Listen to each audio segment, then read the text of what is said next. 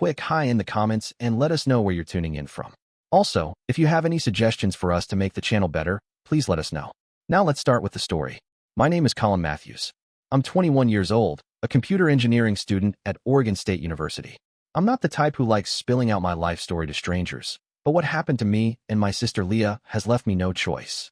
It still hurts to talk about, but I need to, for her, for myself, for everything we've survived. I grew up in a small Oregon town, the kind where pine needles covered the cracked roads and every neighbor knew your name, whether you liked it or not. Our house sat right at the end of a long gravel lane, a two-story wooden place with a red-tiled roof and a backyard garden full of wild daisies.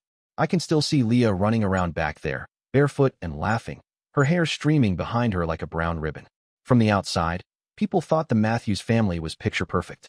My dad, Derek, was the head accountant at a big construction company.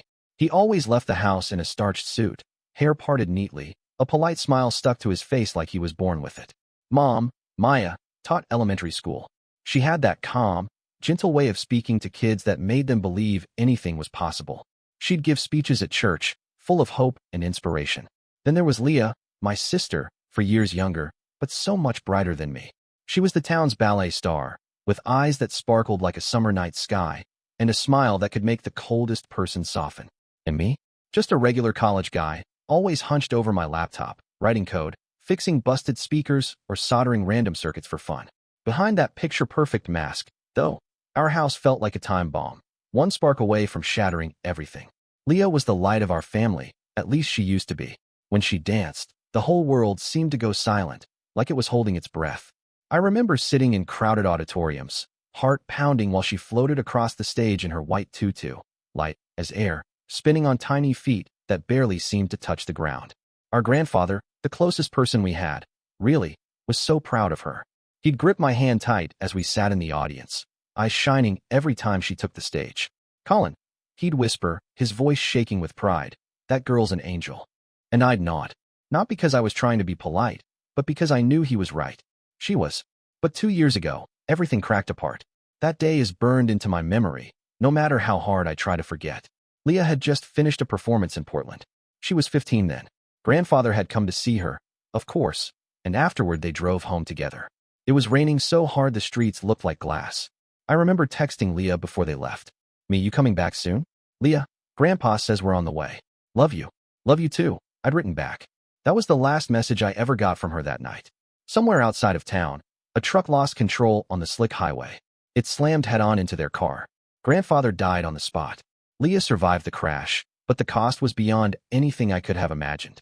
The doctors said she was paralyzed from the waist down, that she'd never stand or dance again.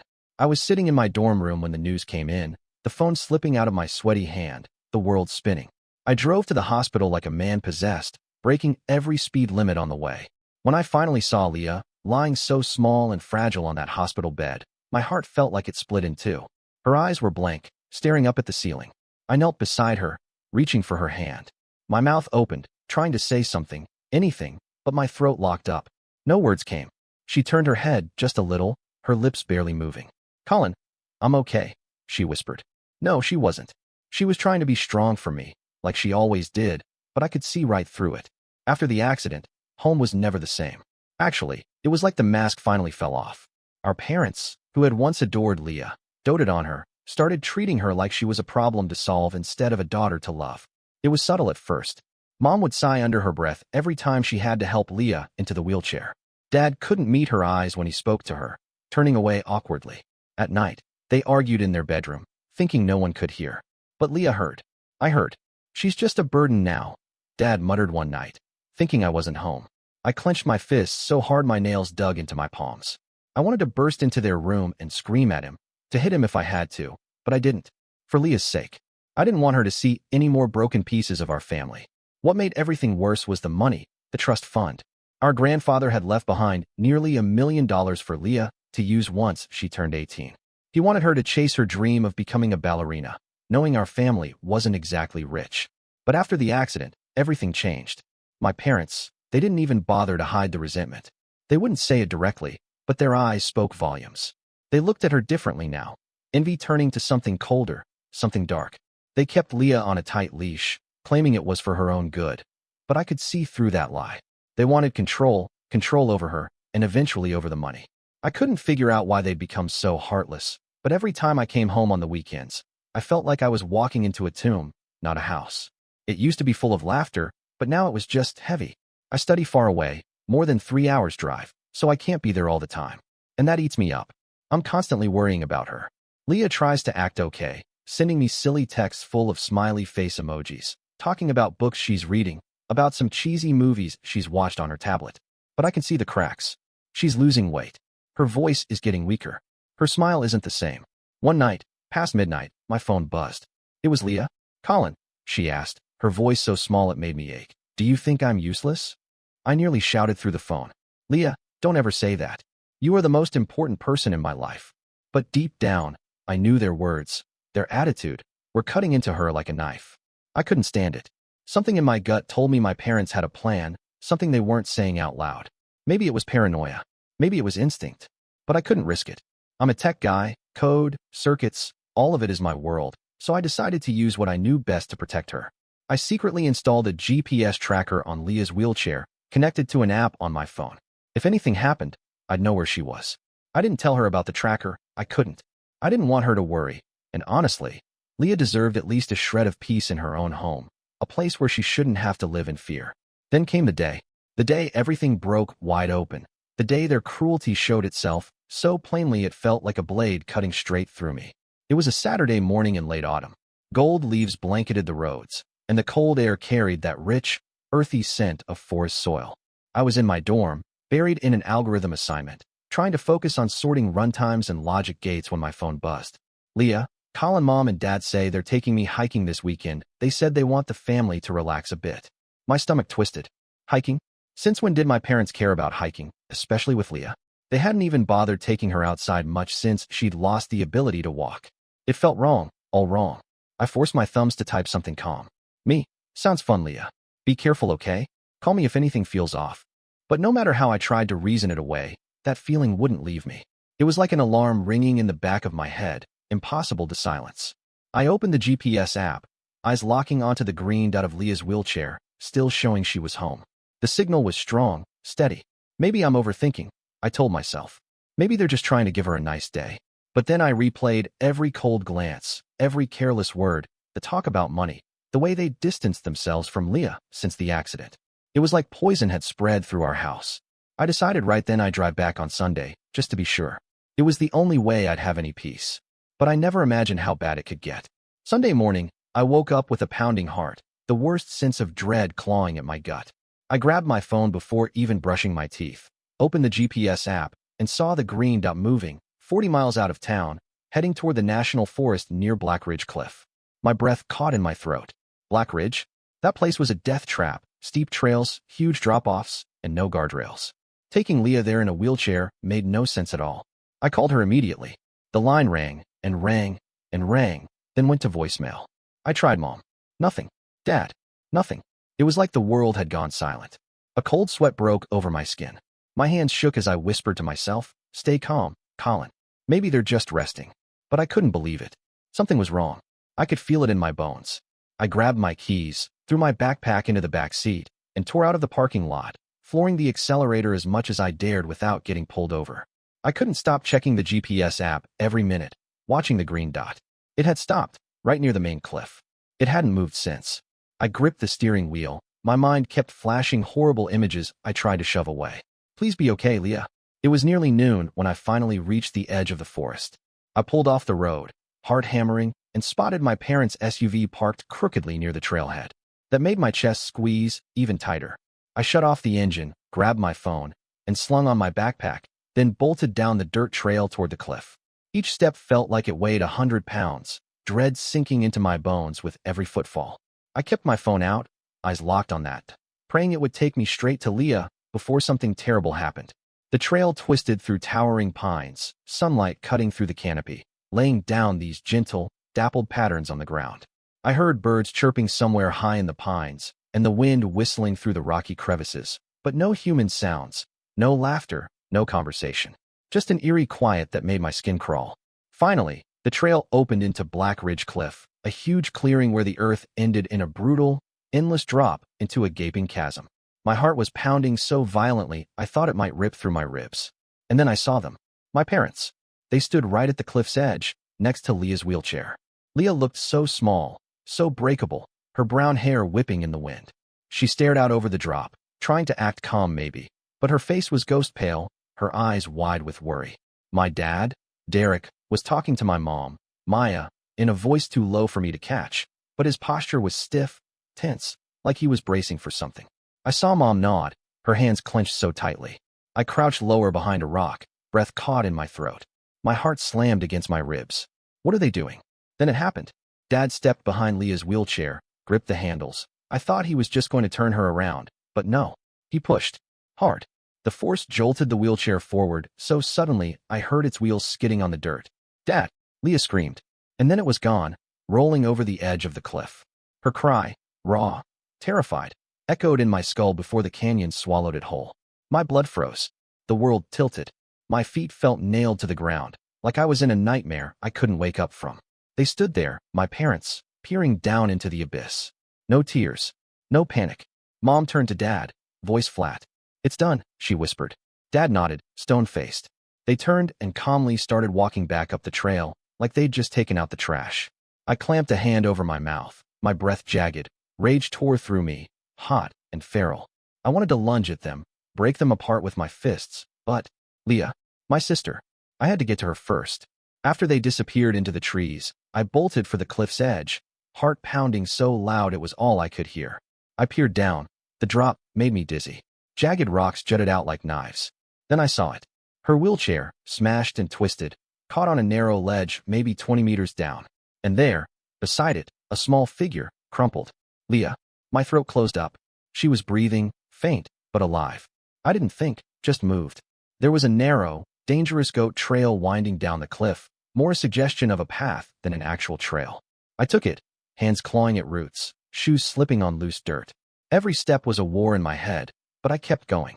When I got close, I saw blood smeared across her forehead, a gash cutting through her hairline. She was so still it made me feel sick, but then her chest rose, she was breathing. I dropped to my knees next to her, scooping her carefully into my arms. Leah, I whispered, voice cracking, I'm here. You're going to be okay. I promise. She opened her eyes, tears spilling down her pale cheeks. Colin, she choked out, voice shaking. They pushed me.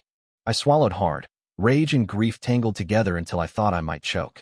I squeezed her cold, shaking hand. I know, Leah. I saw. I'm going to take care of everything. You're safe now. I reached for my phone to call for help, but there was no signal. Nothing. Just empty bars. My hands shook as I put the phone away and leaned down, lifting her onto my back as gently as I could. Hold on, Leah. I told her, trying to keep my voice steady. I'm going to get you out of here. Her small arms wrapped around me, weakly to my shoulders. Her faint breaths brushed against my neck, warm but shaky, proof that she was still alive, that I still had a chance to save her. Black Ridge Cliff was merciless, the jagged rocks like claws reaching for me every time I slipped. The wind tore through the ravines, shrieking like some twisted, mocking laugh from fate itself. Keep going, Colin. Don't stop now. Sweat ran down my forehead, soaking my shirt. I had to lean close to the cliff face, gripping tree roots that jutted from the stone like skeletal fingers to steady us on that death trap of a trail. Each time my foot shifted, the pebbles skittered down the chasm, reminding me of how easily we could join them.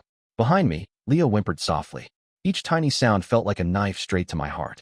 Colin, it hurts, she whispered, so faint I had to strain to hear her over the wind.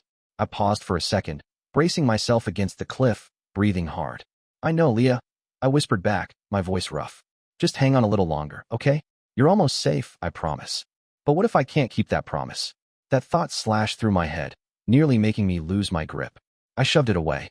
I couldn't fall apart now. Every step I took felt like fighting through quicksand. The cliff seemed endless, the drop yawning below me, waiting to swallow us both. I kept replaying it in my head, Dad's hands on the wheelchair, Mom watching without a flinch, Leah's scream as she vanished over the edge. How? I kept asking myself. How could they do that to their own daughter? Rage built in my chest like a thunderstorm, but I forced it down. I had to stay focused. Leah needed me to get her out, not stand there shaking in rage. I drew a deep breath, pulling the cold forest air into my lungs, the scent of damp pine and earth somehow anchoring me. I kept climbing, telling myself with every agonizing movement that I was all Leah had left, and I wouldn't let her be alone again. Finally, after what felt like forever, a patch of brighter light appeared ahead. The trailhead. I scrambled up, nearly crawling the last few meters, and set Leah down gently on a flat rock, checking her forehead. The bleeding had mostly stopped, but her skin was paper pale, lips edged with a blue tint from the cold. I pulled off my jacket, wrapping it around her tiny frame. "Leah, can you hear me?" I asked, brushing a leaf from her cheek. "We need to get to the hospital." "Okay." She nodded weakly, her eyelids fluttering, but her fingers never let go of mine, gripping me as if I was the last thing holding her to this world. I lifted her more carefully this time, easing her against my chest, then staggered to my car, every step a torture in burning muscle and torn-up nerves. But I didn't care. I had to get her help. I strapped her into the back seat, checking she was safe, then jumped behind the wheel. The nearest hospital was more than 30 miles away. I had no choice. I floored the gas.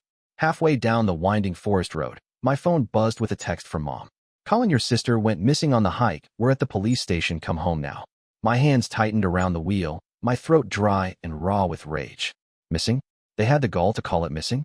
I pushed the car faster, heart hammering against my ribs. I could already see how it was playing out in town, their disgusting charade. Later, when I looked through the police reports, every line burned into my brain. Mom, Maya, sitting there in a hard plastic chair at the station, face hidden behind shaking hands, tears running down her cheeks. She looked every bit the devastated, heartbroken mother. Her shoulders trembled as she sobbed out her rehearsed lie in a voice thick with fake grief. "We just wanted to take Leah on a picnic," she told them, choking on her own words. She said she wanted to see the view from the cliff. Then her wheelchair slipped, and we couldn't stop it. My dad, Derek, stood beside my mother, his face set in a solemn mask. He nodded along, playing the part of the grieving father flawlessly.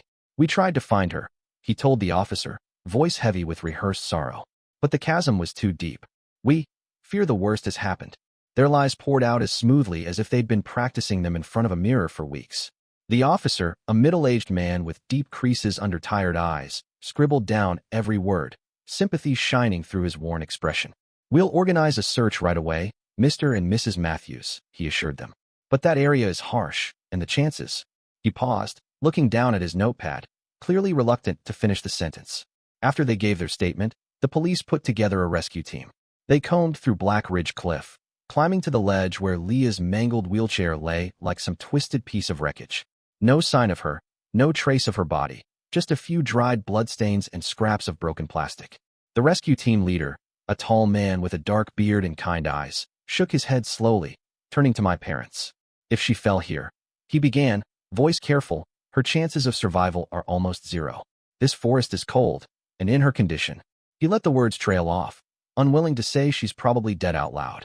My parents nodded along, their faces perfect masks of devastation. Mom even let out a loud sob and clung to Dad's sleeve, like the entire world had collapsed around her. But I knew the truth. Inside their heads, they were calculating. They could almost see the dollar signs of my grandfather's trust fund. They thought Leah was gone. They thought no one would ever question their pretty little story about a tragic accident. They went back home, probably already working on the paperwork, contacting lawyers, hunting for signatures to get their hands on that money. I could picture Dad in his study, planning how to spend every penny, and Mom wiping away crocodile tears in the mirror, convincing herself she'd done the right thing. But they didn't know the truth.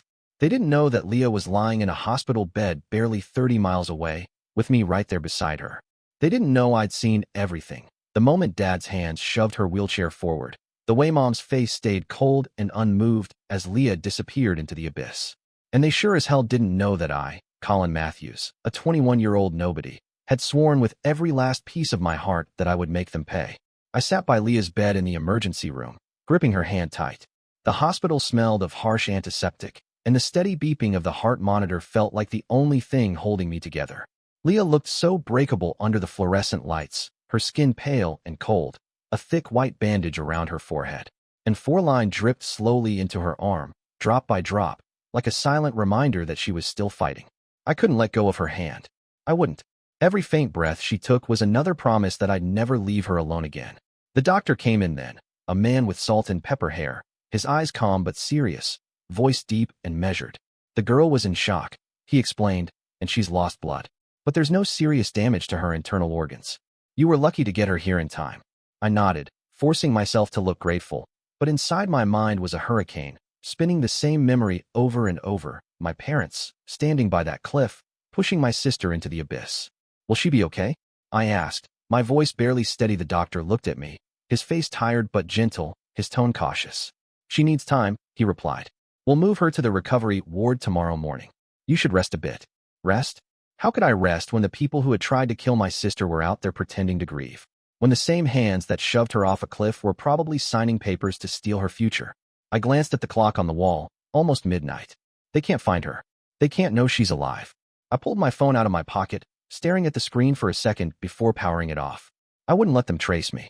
I wouldn't let them reach me. I didn't know if they were suspicious yet, but I couldn't risk a single slip. I turned to Leah, her breathing soft and steady, eyes closed under the harsh hospital lights. Leah, I whispered, even though I knew she couldn't hear me, I'll protect you. I promise. The next morning, they moved her to a small, quiet recovery room. She was awake, though weak, her eyes fluttering open when she saw me sitting at her side. A faint smile crossed her face, so fragile, yet enough to warm something deep inside my chest. Colin, she murmured, her voice so soft it nearly broke me. I dreamed you carried me up from the cliff. I reached out, gently smoothing a strand of her hair away from her eyes. That wasn't a dream, Leah, I told her, swallowing a lump in my throat. I got you out of there. Her eyes filled with tears, shimmering like tiny broken stars. They didn't want me to live, did they? She asked, her voice cracking. I wanted to protect her from that truth. God, I wanted to. But Leah wasn't a child anymore. She deserved honesty.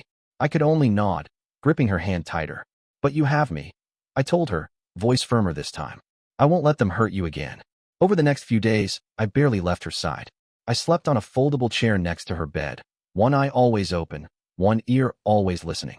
I spoke to the nurses, trying to stay calm, trying not to sound like a lunatic. Our family is in trouble, I explained, voice low. Please, don't tell anyone my sister is here. The head nurse, a kindly older woman with deep lines around her eyes, nodded with understanding. We understand, young man, she told me quietly. We'll keep it quiet. Leah slowly began to heal. She could eat a bit. Her cheeks lost some of their sickly pallor, and once in a while she'd even smile. But every time anyone mentioned our parents, she went silent, her gaze drifting far away. It wasn't just her body that had been broken, it was her trust, her hope. I felt the same wound inside me, raw and gaping. Every night, when she finally slept, I sat by the small window staring out into the dark Oregon sky. My anger burned brighter each hour. They had tried to murder my sister. They had betrayed every single good memory of our family. They would pay, not for revenge, but for justice. For Leah, for Grandpa, for me. I started to plan. First, I checked the GPS tracker data from her wheelchair. The log was clear. The route from our home to Black Ridge Cliff, time-stamped, precise. I downloaded the entire record to my laptop, then stored it on an encrypted hard drive, triple-checking it like it was made of glass. But I knew GPS data alone wouldn't be enough. They'd talk their way out of it somehow, spin more lies. I needed something undeniable, something that would leave them no place to hide. Then I remembered. The camera. Months ago, I'd installed a small security camera near our front porch, just to keep an eye on packages and the odd prowler while I was away at school. It wasn't fancy, but it recorded everything in front of the house, even my parents' private conversations when they thought no one was listening. Maybe, I thought, my heart pounding, maybe it had captured something. A word, a glance. Anything that could serve as evidence. That's all I needed. Before leaving the hospital, I checked on Leah one more time. She was asleep, breathing evenly, her fragile frame finally at rest. I grabbed a pen and scribbled a quick note on a scrap of paper from the nurse's station. I'm going to get some things. I'll be back soon. Don't worry, Leah. I set it by her pillow, then bent down and kissed her forehead as softly as I could. Hang in there, Leah, I whispered. I'll fix this. Then I stepped out, my chest so heavy it felt like I was carrying bricks inside. Driving back to town felt like steering straight into a lion's den. The streets were mostly deserted, the night air sharp against my skin. When I finally pulled into the neighborhood, I parked a few houses away, not wanting to draw attention, and slipped through the back alley. My parents never paid attention to that side of the house, too focused on appearances to notice the shadows. Every sound, a branch cracking, a distant dog barking, made my heart nearly stop. I unlocked the back door with shaking hands, forcing myself to breathe. Inside, the house felt wrong. Too quiet. Like it was holding its breath. They weren't home, of course. Probably still at the police station, polishing their act for the officers. I moved fast, going straight for the living room. The camera was still there, hidden in the small gap behind the bookshelf. I slipped the memory card free and plugged it into my laptop, every nerve screaming with anticipation. Most of the footage was worthless. My mom carrying out the trash, Dad watering the roses, the two of them leaving for errands. Then, there it was, a moment that froze me to the bone. A clip from just days before the hiking trip. Mom stood by the front door, her shoulders hunched like she was trying to shrink herself. "We have to do something, Derek," she said, clutching her arms, voice sharp with desperation. "That money was supposed to be ours. Leah, she doesn't need it anymore." Dad stood stone still, his face blank except for the chill in his eyes. "The hiking trip is our chance," he replied, like he was confirming a dinner reservation. "No one will suspect an accident." My chest went hot, then ice cold. They planned this.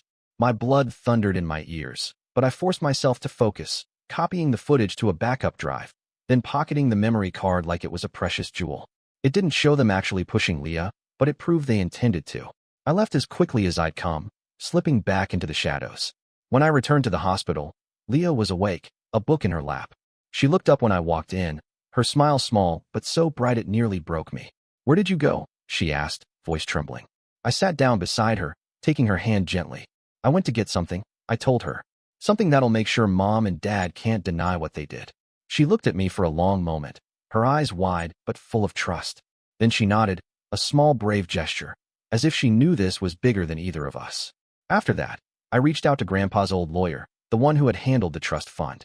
I sent him the video clip, the GPS data, laid everything bare. He promised he would help, but warned me that a courtroom would want more, undeniable proof, if possible. Direct evidence. It felt impossible, but I wouldn't let that stop me. That night, as Leah rested, I pulled my chair close to her bed, keeping my voice low so no one else would hear. "I have an idea," I began, my heart pounding like a drum. "But it could be dangerous. I need you to agree, Leah." Her eyes locked on mine, filled with a steady courage I'd always admired. "Colin, what are you going to do?" she asked, her voice still thin but unshaken. I swallowed, forcing the words out.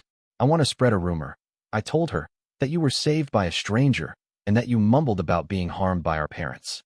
I'd keep my identity hidden, letting my parents believe they were safe enough to slip up. If they were scared of being exposed, I explained to Leah, they'd act recklessly, and that was exactly when I could catch them. They'll panic," I told her, my voice low and steady. "And if they panic, they'll do something stupid." Leah was quiet, twisting the corner of her blanket between her fingers. Her voice was so small I nearly missed it. "I'm scared, Colin," she whispered. "If they know I'm alive." I reached for her hand, holding it tight, my thumb brushing over her knuckles. "I won't let them touch you," I promised, my voice like iron. "I swear, Leah." She studied me, searching for any doubt, then nodded, slow but firm. "I trust you," she said. "Do it." God, she was stronger than anyone I'd ever known. That night, I got to work. I created an anonymous account on the local gossip pages, places where bored townsfolk like to trade rumors over nothing. I wrote a short post. "Heard that Leah Matthews was saved by a man after the accident at Blackridge Cliff." She mumbled that her parents pushed her down. "Anyone know more details?" It was vague, deliberate, just enough to light a spark and let it spread. And it spread fast, like a match to dry pine needles. People buzzed with questions, some skeptical, some gossipy, but I knew one thing for sure. My parents would see it. 2 days later, my phone buzzed with a message from the head nurse. "Your parents called the hospital," she told me, voice edged with suspicion. "They said they'd heard Leah was alive and wanted to visit. They were crying, saying they thought they'd lost their daughter." I felt a cold smile twist on my face. "They're not crying because they love her," I thought. "They're crying because they're scared." I told the nurse firmly, "Don't mention I'm here. Just say a stranger brought Leah in, and she's recovering. Please watch them if they do anything weird." She agreed without hesitation. Leah, though nervous, nodded when I explained. "I'll pretend to sleep if they ask anything," she offered, a tiny spark of mischief flickering in her eyes. I smiled, reaching over to ruffle her hair gently. "You're amazing, Leah." That afternoon, they arrived. I hid in a storage room near Leah's hospital room, peeking through the cracked door. My mother came in first, wearing her pale green dress, clutching a small paper bag in one hand, her eyes red and puffy, a perfect actress. My father followed behind, grim and stiff, holding a bottle of mineral water. They stepped into Leah's room, their performance flawless. "Darling," Mom cooed, voice dripping with poison disguised as honey. "I'm so glad. We thought we'd lost you." Leah stayed still, her eyelids heavy, breathing slow. She sold the part perfectly. I watched as Dad placed the water bottle on the table next to the bed. then met Mom's eyes with a look that made my skin crawl, a cold, silent understanding. A nurse entered, checking on Leah, and my parents stepped outside to talk with the doctor. That was my chance. I slipped out of the storage room like a ghost, moving into Leah's room with my pulse roaring in my ears. I grabbed the water bottle first, then the paper bag. Inside, a box of homemade cookies. My gut twisted. No way in hell I'm trusting this. I shoved both items into my backpack, my heart hammering, and quietly stepped back, slipping out before anyone saw me. That night, I called up a friend from school who had connections in the university lab. I need a huge favor, I told him, trying to sound calm. Colin, what's up, man? He asked, confused. I've got something I need tested, I said, my throat tight. Water and cookies. I didn't give my friend all the details, just told him something felt off. He didn't ask questions, just promised to run the tests. When the results came back the next morning, I felt like my legs might give out. The water, it wasn't just water. A sedative. Enough to knock someone unconscious, or worse if not treated fast. The cookies were clean, probably meant to distract Leah, so she'd trust whatever they gave her to drink. I stared at the lab report, rage tearing through me, so fierce I nearly crumpled the paper. But mixed in with the fury was a sharp, determined relief. They'd fallen into my trap. Their panic had made them sloppy. I had them. I took the evidence straight to Leah, trying to soften my voice so I wouldn't scare her. They tried again. I told her gently, the water had poison in it. But it's over, Leah. We've got them now. Her hands trembled on top of the blanket, but there was no fear in her eyes, just this quiet, heartbreaking strength. They really wanted to kill me, Colin, she whispered, her voice cracking. But I'm not afraid of them anymore. I reached over and hugged her tight, feeling her heartbeat against mine, small but strong. You don't have to be, I promised. I'll take care of everything. I swear. After that, I called Grandpa's old lawyer, Mr. Harris, and sent him every last shred of evidence. The GPS data, the home security footage, the lab results on the poison water. His voice was calm, but edged with iron when he called me back. Colin, he said, this is enough to file. But you should be ready. This won't be a normal civil dispute. It's a criminal case. I'll contact the authorities. I nodded, even though he couldn't see. Thank you, sir, I said, my throat burning. I just want them to pay for what they did. For attempted murder. Understood, he replied firmly. Let's move forward, Colin. We'll make sure they never come near you or Leah again. In the days before the trial, it felt like time had slowed to a crawl. Every night, I sat next to Leah's hospital bed, holding her hand, pretending I was calm. But inside, I was burning. Mr. Harris had filed everything. The lawsuit was solid, he said, but warned me on the phone. Your parents will fight this tooth and nail. Their public reputation is spotless, model parents, trusted neighbors. Expect them to twist it. I clenched the phone so hard. I don't care, I said. I'll rip their masks off in front of everyone. When word of the lawsuit got out, the town lit up like a wildfire. My anonymous post had already sown seeds of doubt, and now those seeds were sprouting. The day the summons was delivered, I knew they were panicking. Mr. Harris told me my father had actually called him directly, his voice trembling under a fake calm. This is a misunderstanding, Mr. Harris, Dad had pleaded. We love Leah. How could you believe this? Harris's voice had been ice. Tell that to the court, Mr. Matthews. Later I heard from an acquaintance that my mother had shown up at Harris's office, tears streaming, begging to be heard, trying to play the devastated mother, but Mr. Harris had refused to let her near him. A restraining order was filed to keep them away from both me and Leah. I knew they were terrified. And then, just a day later, a text came in from an unknown number. Colin, you've misunderstood. We just want to see Leah to talk to you. My hands shook as I stared at the words. I deleted the message, my vision going red with rage. They didn't want to talk. They wanted control, to make sure Leah stayed silent forever. I took a breath, steadying my shaking hands, and forwarded the unknown number to Mr. Harris. Please alert the police if they try to reach me again, I texted him. A moment later he replied. Of course, Colin. I'll reinforce the restraining order.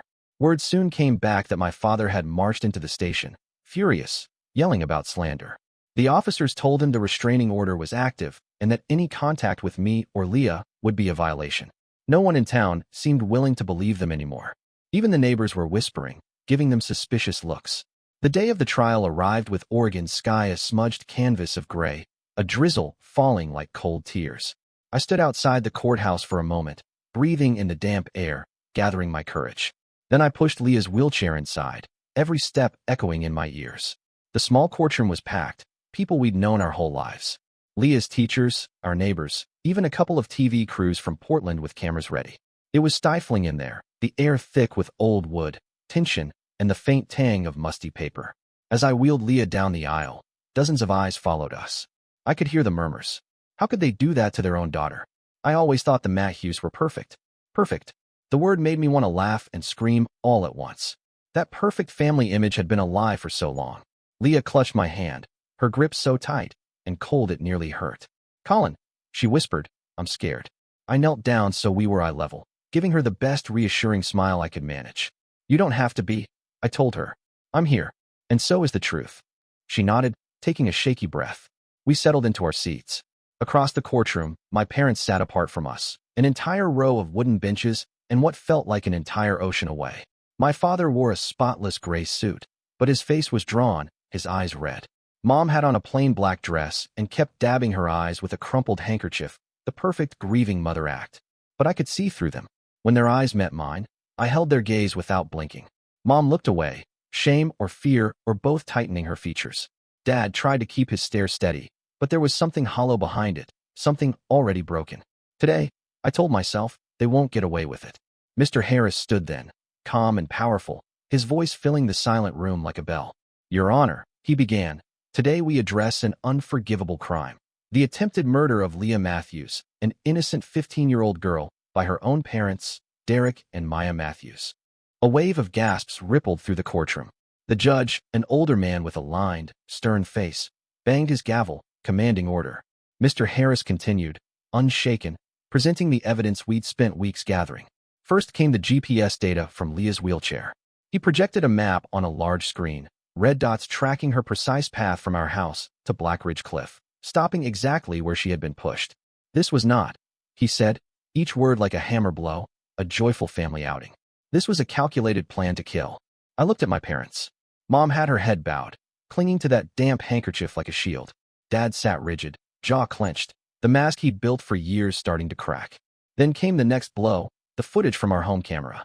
Mr. Harris paused before pressing play. "This," he told the court, "is taken from days before the so-called family hike." The screen flickered to life with the grainy video of my parents at the front door, their voices low and urgent, talking about opportunity and accident before the hiking trip. The courtroom fell silent. From the speakers, my mother's voice cut through the hush, cold and razor-sharp. "We have to do something, Derek." My heart clenched hearing it played back in front of the entire town. That money was supposed to be ours. My father's voice followed, steady and chilling. "The hiking trip is our chance. No one will suspect." Gasps rippled through the room. In the back row, I saw Mrs. Alder, one of our old neighbors, shaking her head with tears spilling down her wrinkled cheeks. My parents sat frozen, unable to look up. I noticed my mother's hands trembling, twisting that same handkerchief, while my father gripped the wooden armrest so tightly I thought it might crack. Then Mr. Harris stepped forward, holding up the lab report for the courtroom to see. "This bottle," he said, his voice ringing like a bell, "brought by the defendants to the hospital, contained a high dose of sedative, enough to cause coma or death." A collective groan moved through the crowd. I looked over at my parents. My mother turned sharply to my father, her eyes wild with panic, like a cornered animal. My father bowed his head, ashen-faced, refusing to meet anyone's gaze. Mr. Harris called the chemist to the stand, who testified that the poison was no accident, no mislabeled prescription, but a deliberate and lethal dose. Then the head nurse stepped up, voice steady but full of quiet outrage. She described how my parents had placed the water bottle beside Leah and left abruptly, their behavior off, their excuses thin. Finally, it was Leah's turn. The bailiff opened the witness box, and I wheeled her forward, my palms sweating against the chair's handles. I bent close to her, whispering, "Leah, you can do this. I'm right here." She nodded once, eyes watery but strong. When she faced the courtroom, her voice trembled, but there was a steel in it I'd never heard before. "I thought my parents loved me," she began, looking straight at them. "But they pushed me off the cliff. I heard my mother say it's done as I fell." She took a shaky breath. I watched her tiny shoulders square as she kept going. "If not for Colin," she said, voice cracking, "I'd be dead." She swallowed hard, tears spilling down her cheeks. "I just want to know why," she whispered, staring at them like a child lost in a nightmare. My mother broke down then, loud sobs rattling the room, but there was no remorse in it, only panic. My father tried to hold himself together, but his eyes were empty, hollow, like the inside of a dead tree. I stood behind Leah, my hands gripping the wheelchair so tight. She was stronger than any of them, stronger than me. I had never felt so proud. My parents tried. Of course, my mother wailing in that shrill, pitiful tone, "It was an accident. We didn't mean it." My father, in his forced calm, claimed the water bottle was some old prescription mistake. But no one believed them anymore. The GPS data, the video, the toxicology report, it was overwhelming. I saw the jurors exchanging skeptical, angry glances. After 4 long days of testimony and cross-examinations, they went to deliberate. Barely 2 hours later, they returned. The judge, stone-faced and powerful, delivered the verdict like a thunderclap. Derek and Maya Matthews are found guilty of first-degree attempted murder and conspiracy to commit murder. My mother collapsed into her chair, bawling uncontrollably.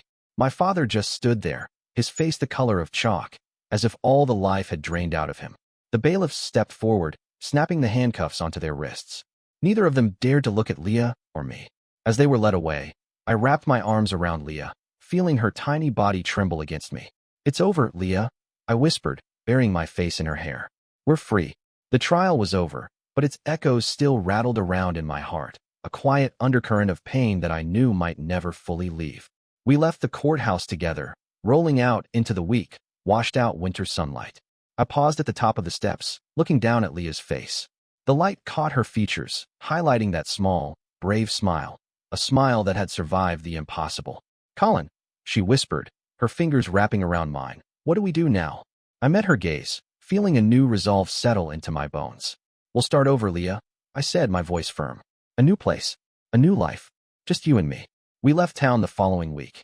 I couldn't stand it there. Every street, every rustle of leaves, every sideways glance from neighbors reminded me of the nightmare our parents had created. That small Oregon town, once the warm center of my childhood, was now just a graveyard of memories I wanted to bury. With Mr. Harris's help, I filed the final paperwork to unlock Grandpa's trust fund for Leah. The $1 million, the same sum that had twisted our parents' hearts into something unrecognizable, was now a lifeline. A chance. I chose Seattle.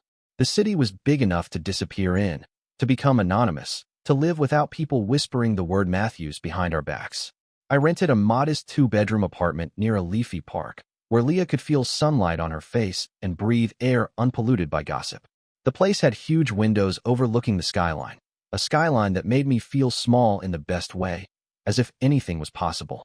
Every afternoon, I'd find Leah sitting by those windows, a notebook in her lap, sketching as if she were rediscovering color itself. Her eyes held a sparkle I thought I might never see again. Leah's recovery was slow, but steady. Grandpa's trust fund allowed us to pay for the best therapists, people who treated her like a person, not a project. Week by week, she learned to move her arms more freely, even gaining some mobility in her shoulders. But what made me proudest was how she poured herself into art again. One day, I came home from class and found her at the little folding table, working on a watercolor of a sunset over a field of daisies. The colors bled softly into each other, just like the old garden at Grandpa's house. She looked up at me, her expression a mix of sadness and hope. "Colin," she said quietly, "I miss Grandpa. He always told me to paint, to hold on to my dreams." I swallowed hard, feeling a sting behind my eyes. I pulled up a chair beside her and watched the brushstrokes. "He'd be so proud of you, Leah," I said. So proud. Leah couldn't dance anymore, but she could still tell stories with her hands, with paint and paper, and I knew Grandpa would be smiling somewhere. I kept going too. I graduated from the University of Washington on time, burying myself in my final projects. But my dreams had shifted. I didn't just want to fix computers anymore. I wanted to build something meaningful. Leah had inspired me. With scholarships, a few small investors, and part of the trust fund, I launched a tiny tech company dedicated to developing assistive devices. Our first product was a smart wheelchair, GPS-enabled, with sensors to adjust to each user's needs. I called it Leah, not just for my sister, but for everyone like her, everyone who deserved freedom and safety. Every time we ran a test or a trial, I remembered carrying her out of that chasm, the smell of pine and dirt, the sting of the cold air, and I vowed never to let another person feel as powerless as she had. Even after months in Seattle, a strange unease lingered. The apartment was cozy. The city was welcoming. But sometimes, in the quiet hours, I felt the past creeping back, like a draft through a cracked door. Derek and Maya Matthews, our parents, were in prison, serving their sentences. Still, pieces of my childhood would surface unexpectedly. Dad running alongside me, teaching me to ride a bike. Mom's cookies cooling on a rack while Leah giggled nearby. They felt poison now, but they were real. Sometimes I wondered, did they feel remorse? Did they regret what they'd done, or just resent getting caught? One evening over a quiet dinner, as the sky outside burned orange with sunset, Leah surprised me. "Colin," she said, steady but gentle, "I think I want to see Mom and Dad. Just once." My fork nearly slipped from my hand. I stared at her. "Leah, are you sure? After everything they did?" She nodded, her eyes bright but thoughtful. "I'm not forgiving them, Colin. But I want closure. I want to see them. To know I'm not afraid anymore." I looked at her, seeing the strength I'd always admired shining through in the way she sat tall in her wheelchair, her jaw set, her eyes steady. "All right," I sighed, forcing the air from my lungs. "If you want this, I'll go with you." She gave a tiny nod, grateful but unshaken, and I knew nothing could change her mind. We left early the next morning, the Oregon air still thick with fog as I drove down the highway toward the state prison. The stark gray walls appeared out of the mist like something from a nightmare. Rows of barbed wire catching what little light there was, the towers standing watch, cold and silent. My hands tightened on Leah's wheelchair handles as we approached the security checkpoint. A guard with a lined, hard-bitten face checked our IDs and waved us through. Each clank of the reinforced doors, each echo of boots on concrete, made my chest seize with memories I wanted to leave buried. Leah reached over, brushing my arm with her cold fingers, and I looked down to meet her gaze. "You okay?" she whispered, her voice barely carrying over the echo of metal doors slamming shut. I tried to smile, though I wasn't sure if it came out right. "I'm fine," I managed. "You." She nodded once, slow and certain, her chin lifted with a kind of courage that left me in awe. We were shown into a small visitation room, separated by thick, fingerprint-smeared glass. The chairs on our side were cheap and hard, bolted to the floor, and the stale air made it hard to breathe. I wheeled Leah up to the partition. My heart rattled against my ribs, waiting for the other door to open. When it finally did, I felt every muscle in my body tense. Mom walked in first. Even in prison beige, she looked delicate, her hair coming loose from a messy braid, her face drawn and pale, without the careful makeup she used to wear. Dad followed her, a scruff of beard on his chin, wearing an orange jumpsuit, shoulders slumped, eyes darting between us. For a second they just stood there, like ghosts from another life. Then Mom burst into tears the moment she saw us, fumbling for the visitation phone on her side of the glass. "Leah, Colin," she choked out, voice splintering. Dad didn't cry. He sat down stiffly, one hand gripping the phone, eyes scanning us like he was trying to measure what was left of his family. I gritted my teeth, anger pulsing like a heartbeat, but I held my tongue, for Leah. She lifted the phone first, her voice calm, heartbreakingly calm. "Mom, Dad." She paused, taking a breath. "I'm not here to forgive you." Mom dropped her face into her hands, sobs shaking her shoulders. Leah went on, her words as clear as crystal. "I just want to say I'm alive, and I'm going to live well. I don't want to carry fear anymore." Mom looked up, tears streaking the deep lines of her tired face. "Leah, I'm so sorry," she pleaded, voice raw. "I don't know what I was thinking." I watched her, trying to see any scrap of real regret, but I couldn't tell. Maybe it was guilt, maybe it was just desperation. Then Dad spoke, voice low, the way he used to sound when he scolded me for breaking the rules. "Colin, you have to understand," he began, voice trembling. "We were wrong, but we didn't mean." I couldn't stand to hear it. "Stop lying, Dad." I snapped, my chest heaving. "You pushed Leah off a cliff. You chose money over your daughter." His eyes flickered, then went dull, defeated. He lowered his head, saying nothing more. Leah laid her hand gently over mine, her small fingers steady, and turned back to them. "I don't hate you," she said evenly, her voice firm and heartbreakingly kind, "but I'll never forget. I just want you to know," Leah continued, her voice unwavering through the prison phone, "that Colin and I will live well without you." I looked at her then, really looked, and my heart ached, but it also swelled with pride. Leah might have been small, but in that moment she was stronger than anyone in that room, stronger than any of us had ever been. On the other side of the glass, Mom started to cry harder, shoulders trembling as she clutched the phone. "Leah, please," she tried to speak, but I couldn't stand to hear her twisting the knife any longer. Dad stayed silent, his eyes sunken and resigned, staring down at his orange sleeves. The visit didn't even last 10 minutes before Mom tried to ask about where we were living, what our new life was like. I stood up abruptly, wheeling Leah back, my voice as cold as ice. "That's enough," I said, cutting her off. "We came for closure, not to reopen wounds." Mom opened her mouth again, but no words came out. Leah didn't say another word. I saw the relief in her shoulders as we turned away from that suffocating room. On the drive back, the miles of gray road seemed to unwind like a tense coil slowly loosening. Leah was quiet, her gaze fixed on the window, the faint reflection of her face half lost in the rolling Oregon landscape. "You okay?" I asked after a while, not sure I wanted to break the silence, but needing to hear her voice. She turned to me, a faint but genuine smile touching her lips. "I'm fine, Colin," she said, breathing in slow and deep. "I just needed to know they can't hurt me anymore." I nodded, feeling something heavy shift off my chest. "They never will," I told her, my voice steady. The visit hadn't healed anything between us and our parents. I knew it never would. But it had given us both the one thing we needed, an ending. Closure. A few weeks later, on a late spring afternoon, I wheeled Leah through the park near our apartment. We found a small grassy hill overlooking the lake, the water catching the last pink streaks of sunlight. A breeze carried the fresh scent of wildflowers, washing the air clean of every painful memory. Leah leaned her head gently against my shoulder, her brown hair stirring with the wind. "Colin," she said, her voice calm and clear. "I used to think I'd never smile again." I turned, searching her face, catching the light that glowed there, a real smile, free of fear, free of pain. "But now," she continued, her eyes shimmering, "I feel happy." My throat tightened, the words sticking for a second before I managed to speak. "You make me happy, Leah," I said, voice cracking as I reached for her hand. "You've always been my light." We sat together in silence as the sun slowly dipped behind the buildings, painting its last golden line across the sky. From being betrayed by our own parents, thrown into darkness, to climbing back out together, we had found a bond stronger than blood. Leah had bloomed again, even in her wheelchair, like wild daisies after a storm. And me, the scared, broken brother, I had become her protector, her friend, and somehow, her reason to hope. As the sun fell away and night came to claim the sky, Leah squeezed my hand, her voice a whisper in the cooling air. "Thank you, Colin, for never abandoning me." I squeezed back, letting tears slip free, warm against my cold skin. "I'll never abandon you, Leah. Never."